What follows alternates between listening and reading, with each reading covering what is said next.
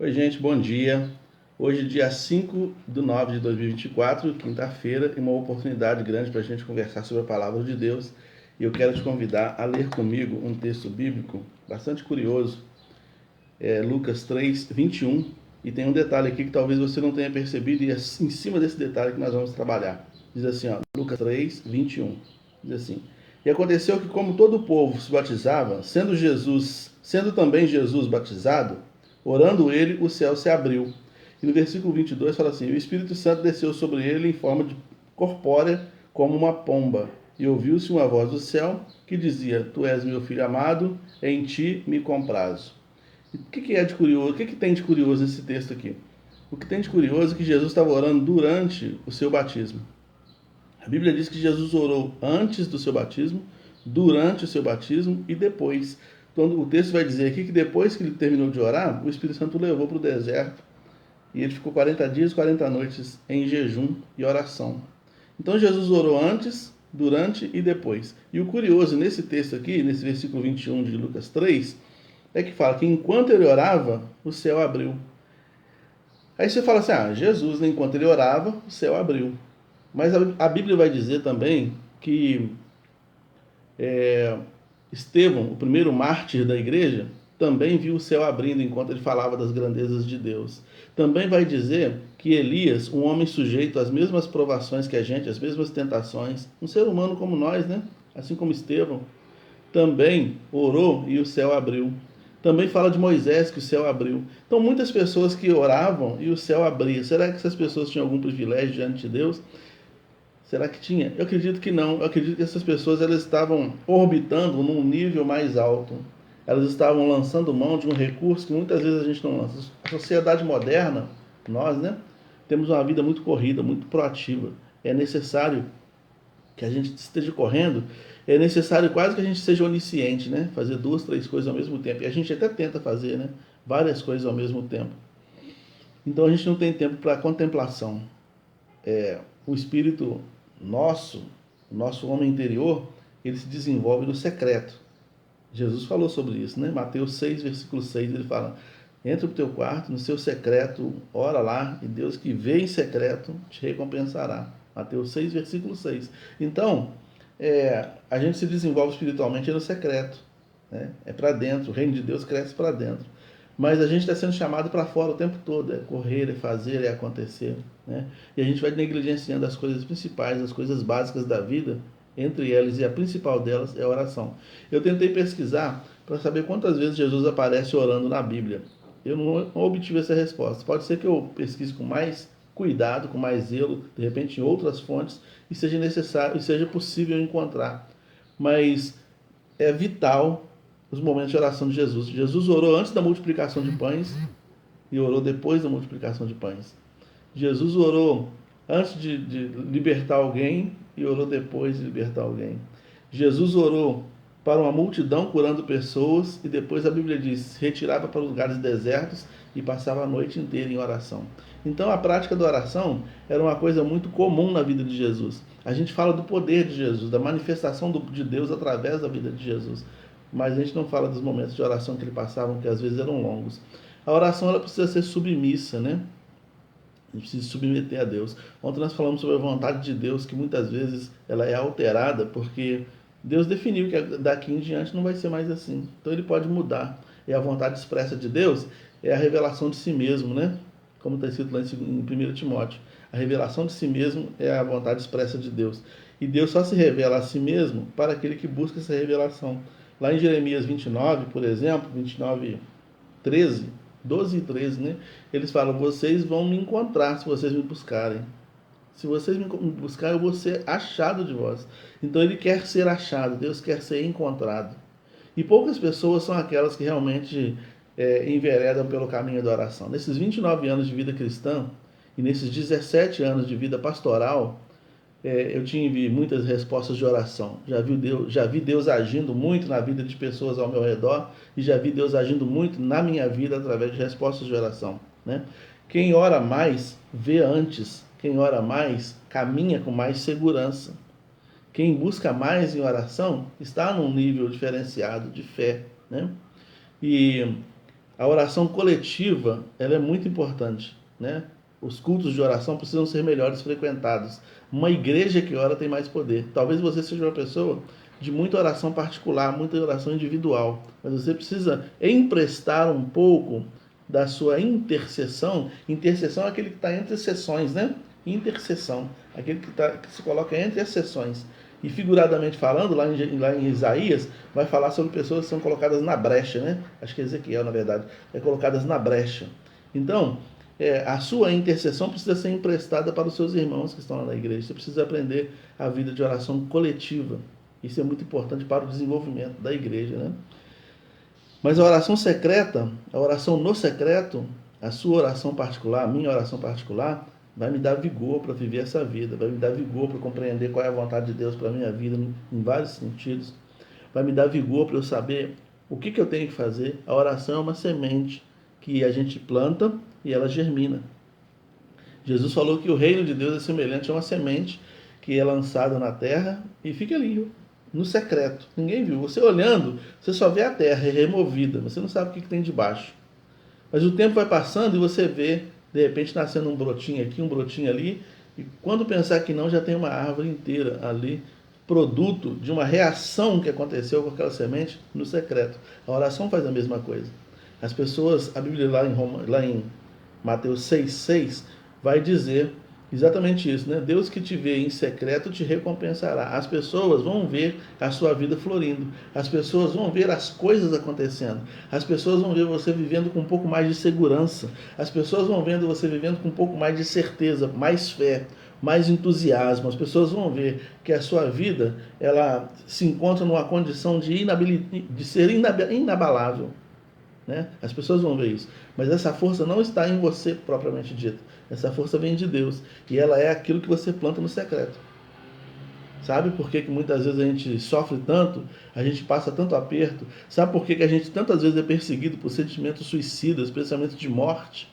Né? Aquele pensamento de que a minha vida está prestes a acabar e que está tudo ruim mesmo. Sabe por quê? Porque a água está parada. A água parada dá bicho.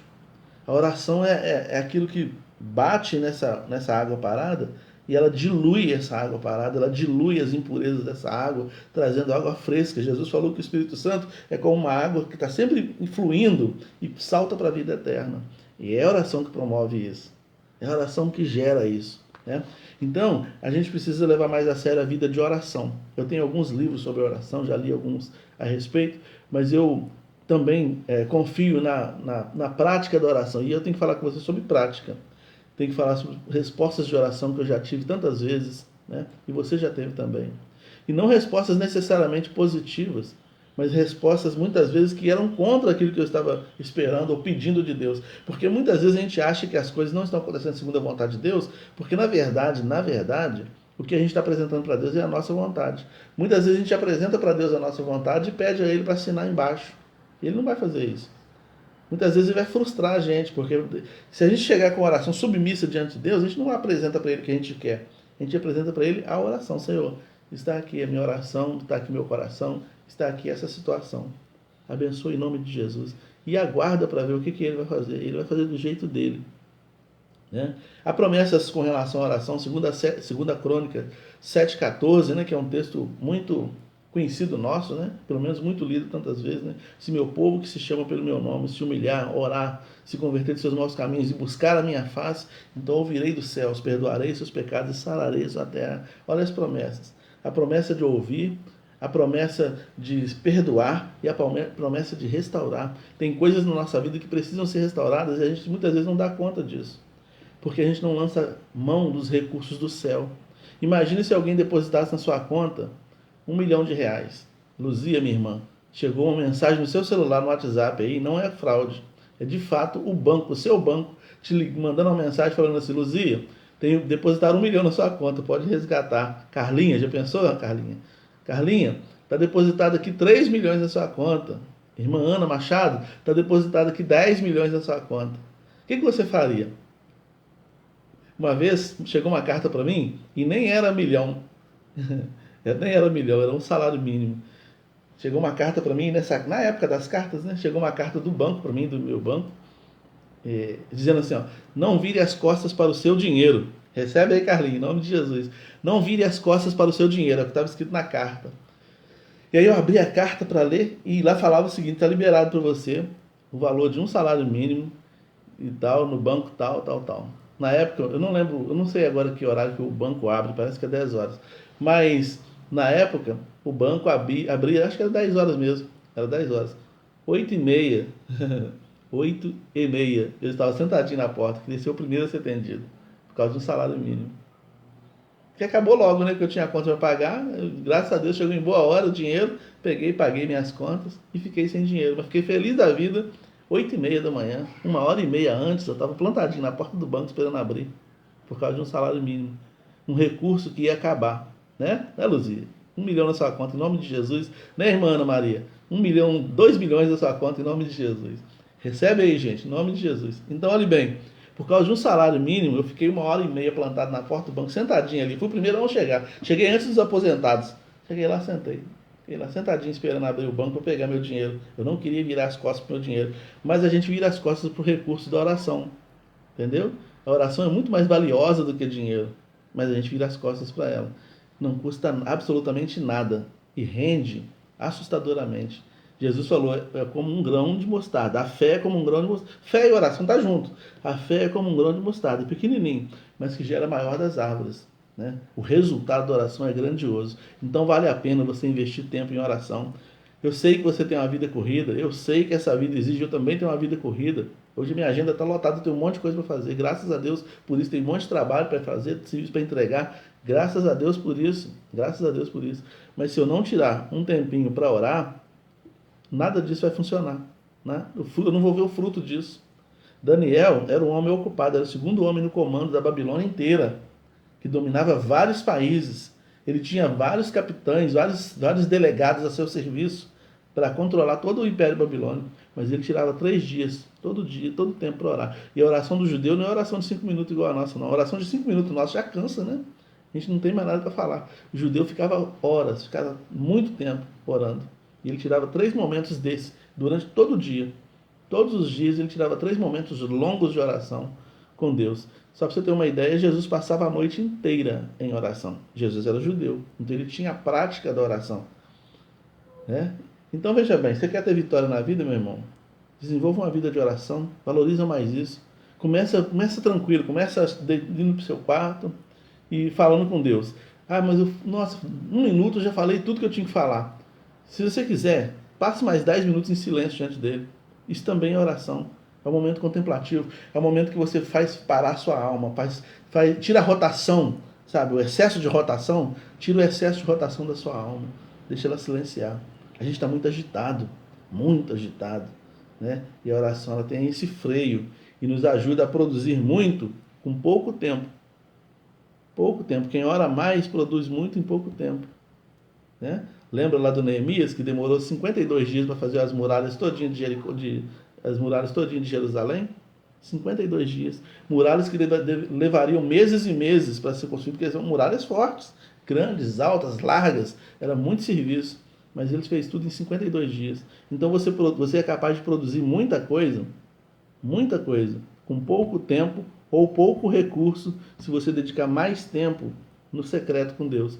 Jesus só tinha 2 peixes e 5 pães e 15 mil pessoas para alimentar. O recurso era pouco, mas a oração era grande. Ele ora antes, distribui e ora depois agradecendo.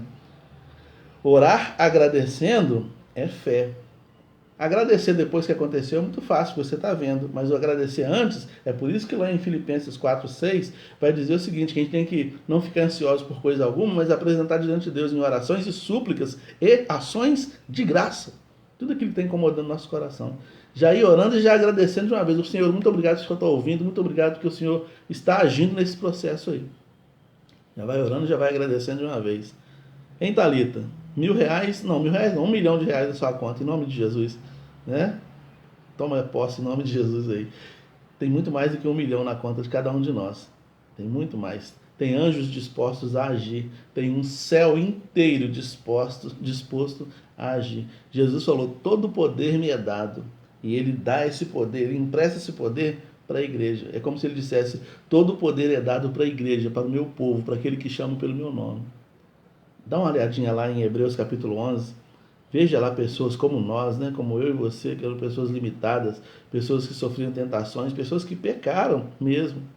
Mas eles tinham uma intimidade com Deus tão grande que Deus não tinha outro recurso para fazer a não ser ouvir as suas orações. E através da vida desses homens, Deus fez coisas extraordinárias. Através da sua vida, Deus quer fazer coisas extraordinárias. Você tem respostas de oração para apresentar?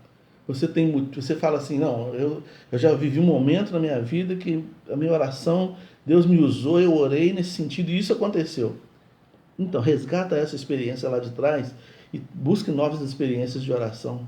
Vai ser muito bom para a sua vida, para a sua família, para a vida da sua igreja. Vai ser muito bom para a sociedade. Vai ser muito bom para o seu relacionamento com Deus. Amém? Que Deus nos abençoe. Nos dê uma quinta-feira abençoada. E só para a Jusilane não ficar com raiva de mim, Jusilane, que o Senhor te abençoe também com 3 milhões de reais na sua conta, ou muito mais do que isso, que são os recursos da oração. Tá bom? Fiquem com Deus.